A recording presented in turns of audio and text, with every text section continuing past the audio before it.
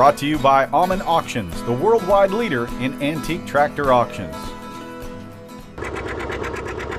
Welcome to the mountains of North Carolina, and say hello to Tractor Tom. In these parts, Tom Crawford is known for his John Deere collection. And take a good look at these two hunks of big green. They're not twins, but they're close. One is a 1951 John Deere Model R. The other is a 1955 John Deere 80. When you see two of these tractors sitting side by side, if they didn't have the letter R or the 80 on the side of it, the first thing you can distinguish between the two is the flywheel on the R is going to be round and the flywheel on the 80 is a teardrop shape. The front axles are a little bit different. The 80 has more of a swoop axle. That's probably why the R sits so much closer to the ground, because it's more of a straight axle. Even though the tread design on the rears are different, they're both the same size. And same way with the fronts, the same size, but the R has a little lower to the ground appearance. Looking from the rear, I don't know that you could tell. You know, both of the cockpit stations are identical, fenders are the same, dashboard's the same. Again, from the rear, you would be able to tell the difference. The older of the two, the brawny Model R, was the last letter series tractor to be made by Deere, as well as the company's first ever to run on diesel fuel. The R's engine, a horizontal two-cylinder unit, was mated to a smaller gasoline engine used to start the tractor. Farms were getting larger. Deere saw the demand for more power to pull a four-bottom plow, pull a 22-foot disc. So the R was developed. Had a pony motor on top, as they call it, for a pre-start motor. Basically, you start the pony motor first. It did it for two purposes. One, of course, to start the engine, but in the wintertime it would be cold and it'd be hard to turn that big engine when it was cold, so the pony motor would run for several minutes to warm up the crankcase of the big engine, and then it would fire off the big engine. It was definitely an iron horse. I mean, it was used for turning ground. Of course, today they have the no-till. Back then we were plowing. So the R probably would pull a four-bottom plow. It was around 35 horsepower at the drawbar.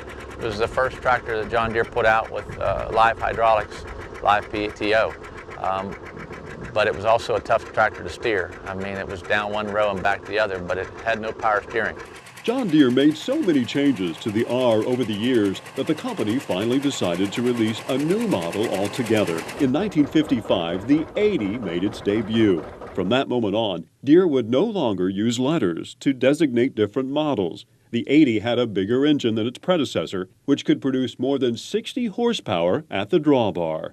The capacity of the 80 is almost double of what the R was. In other words, obviously they wanted to keep it in the field longer, so they made a bigger fuel tank. They made a bigger radiator. That's probably why they put the four-cylinder pony motor on it also, easier starting. And then, of course, the power steering really made it a breeze to work with. The 80 also has a tack, where the R just had an hour gauge to control service points on it. I've seen an 80 pull a seven-bottom plow, and that was probably their basic use. They might have pulled a baler one or two times, but they were mostly made for clearing land. No doubt, the 80 and the R are two outstanding examples of 1950s John Deere power. It took a pair of trips to Indiana for Tractor Tom to round up these two beauties and add them to his collection. I go to the Portland show every August, and I saw in the two-cylinder magazine for sale a John Deere 80. It was up near Fort Wayne, east of Fort Wayne, Woodburn, Indiana. A guy by the name of Roger Reckaway. So since I was in the area, I went on up and met Roger and saw this pristine tractor. I haven't done a thing to it. He had done a beautiful job of restoration. While I was there, he was working on the R, and the R was pretty close to being completed. Probably had another couple months to work on it.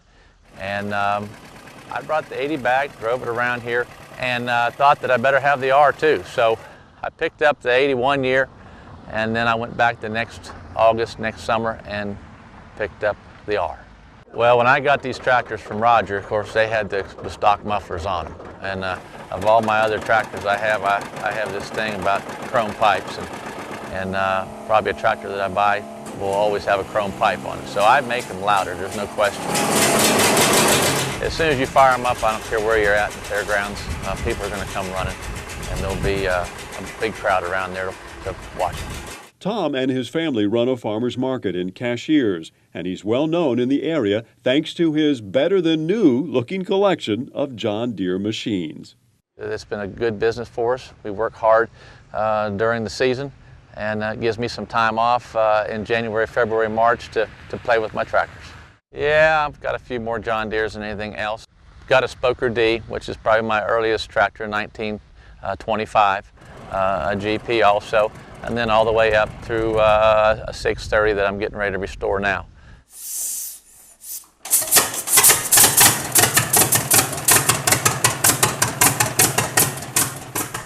I like the hand cranks better than electric starts, just because I feel that with a good hot mag and fuel in the carburetor, you're going to start them every time. I didn't farm with any one of these tractors. I was just blessed to be able to find them from good people that have restored them, and I'm going to collect them and keep them, for my family.